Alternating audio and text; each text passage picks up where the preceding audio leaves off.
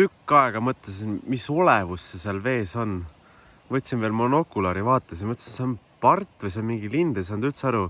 Lõpuks, kui lestad maapinnal tulid, sain aru, et see on sukeldujana. Pidin peaaegu kreepsu saama. Jõe kaldal kasvas piparmünt. Õhtul saab teed teha. Väga äge. Head northwest.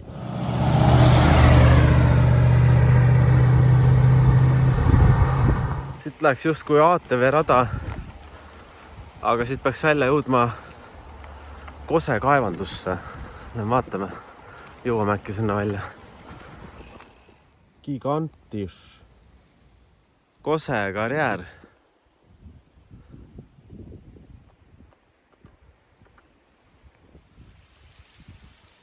Suva.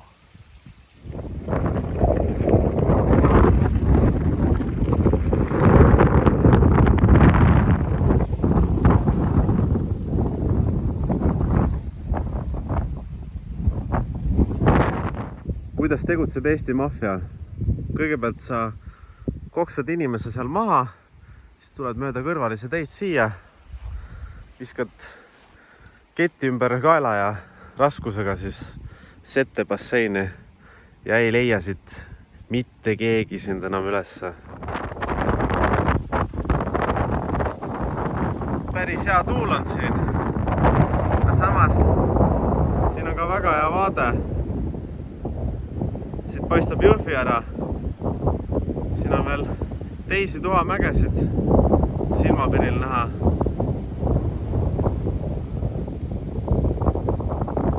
Seal on üks tuhamägi ja samas siinsamas kõrval on ka kohe üks suur tuhamägi.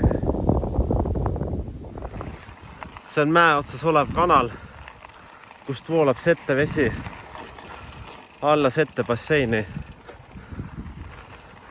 Ehk siis vanasti toimis see kindlasti natukese teistsuguse süsteemiga, aga praegu on siin näha, et siin on vallid ümber.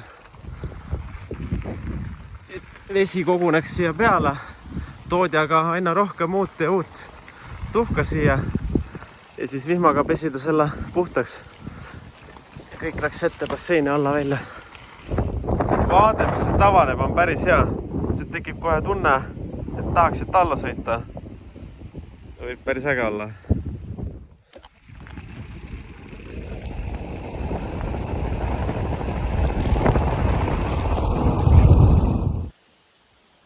Isegi veelomp näeb välja nagu sette bassein.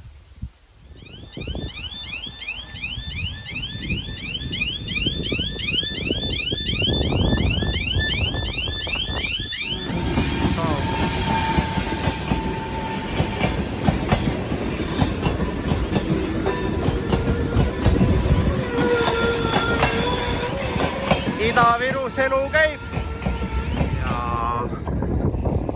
Ega see Jõhvi ka kõige ilusam välja ei näe. Veits meenutab Viivikonnad, no vähemalt siin on elanikud, et see ei ole Dacia rajoon, aga et selle maheda vahel käid, siis vaatad. Ei ole need kõige uuemad majad, mis siin on.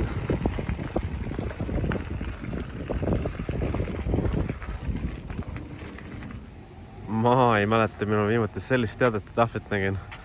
Lahe on see, et sellest saab võtta niimoodi raks kinni ja ära tõsta ja sellise autokasti panna. Aga näete, magasin maha. 15 juuni oli jaanituli, linna orkester, kasunapoisid kõik näas. Ja siis oli jaanituli. Sinna ma ka ei jõudnud. Magasin maha. Magasin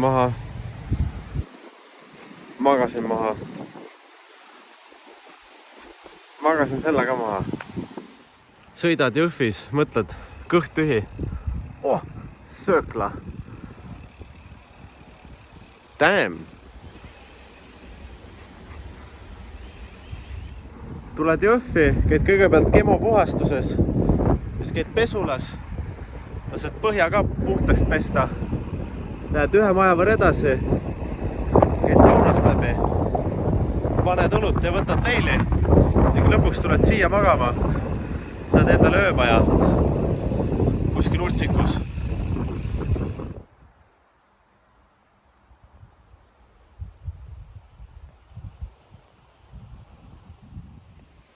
Tartu Ülikool on ära eksinud Jõhvi.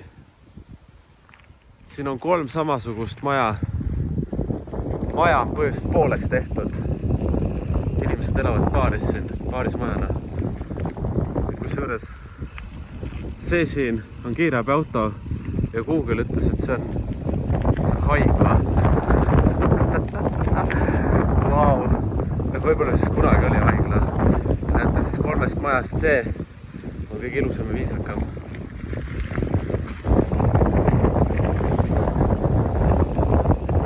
Tegelikkuses koht, kus ma praegu olen, ei ole Jõhvi. Tegemist on Ahtmega. Ahtme on suht Jõhvi külje all. Aga noh, samas see on peaaegu nagu Jõhvi. Me ütleme nagu Pirita ja Viimsi suht küljega koos enam. Sama muusikat siin ka.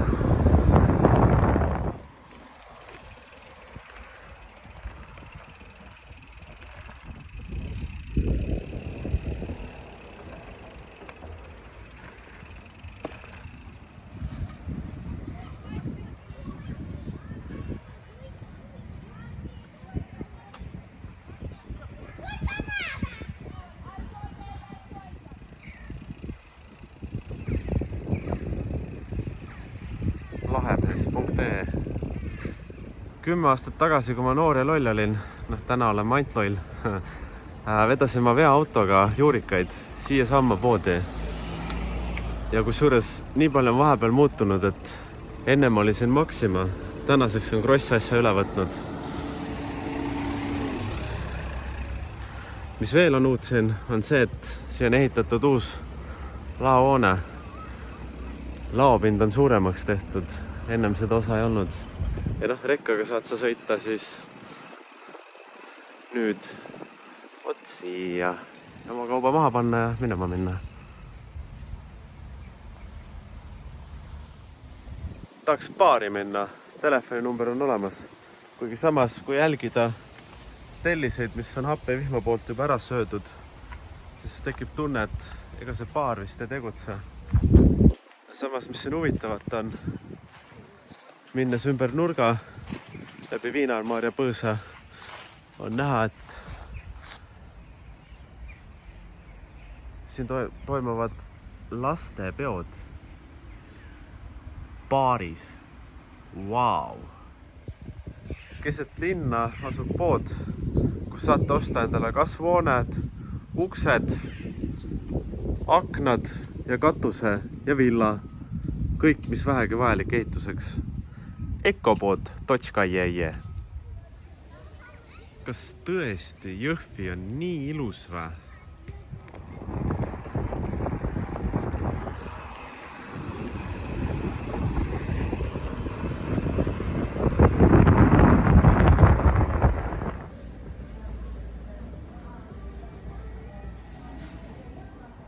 Jõhvis on pooleldi maha jäetud. Siin veel elavad inimesed, aga siin pole ela inimesed.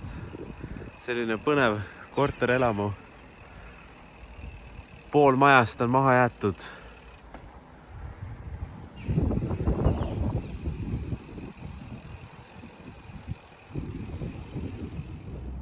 Siia tuleb traktor, kallutab oma viljakoorma maha. Ja siis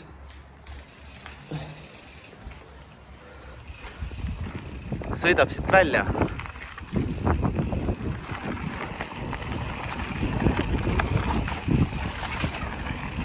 Vana kolhoosihoone. Aga tundub, et siiamaani siin elu käib. On põnevaid ruume. Ja nagu näha, on ka siin väetist. Ehk siis siiamaani tegutsev.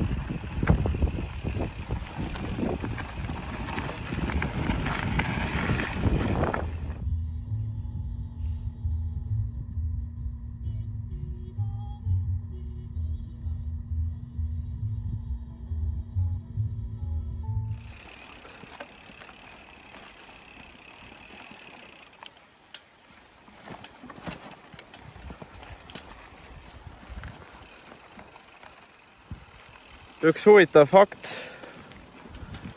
Lõunas on palju rohkem farme ja sääski kui põhjas.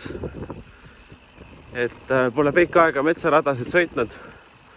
Pigem kruusateed, et kui nüüd olen sattunud siin Aidu karjääri lähedal metsaraele, siis on kohe tähele panna, et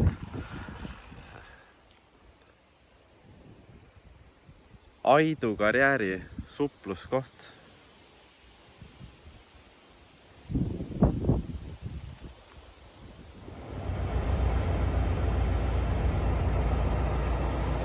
Transportöörlint transporteerib põlevkivi punktist A punkti B.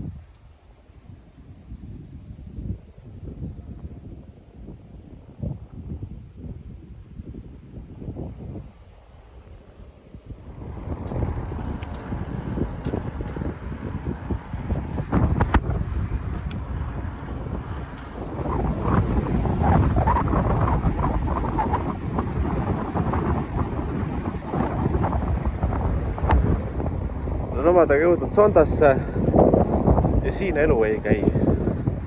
Siin elu seisab.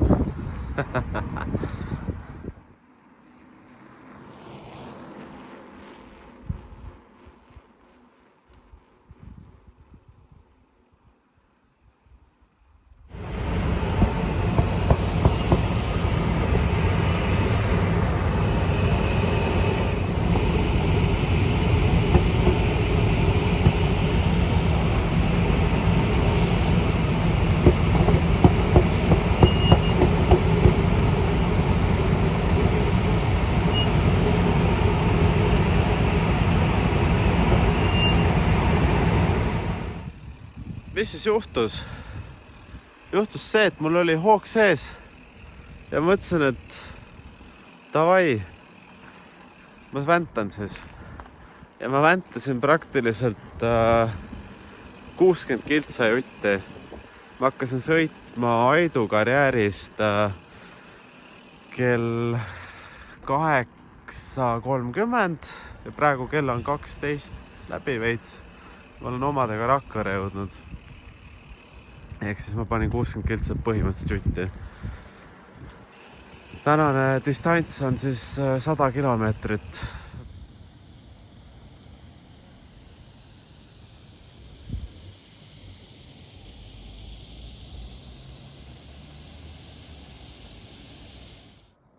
Kell on 1 öösel ja täna on täiskuu, mis näeb välja nagu juust.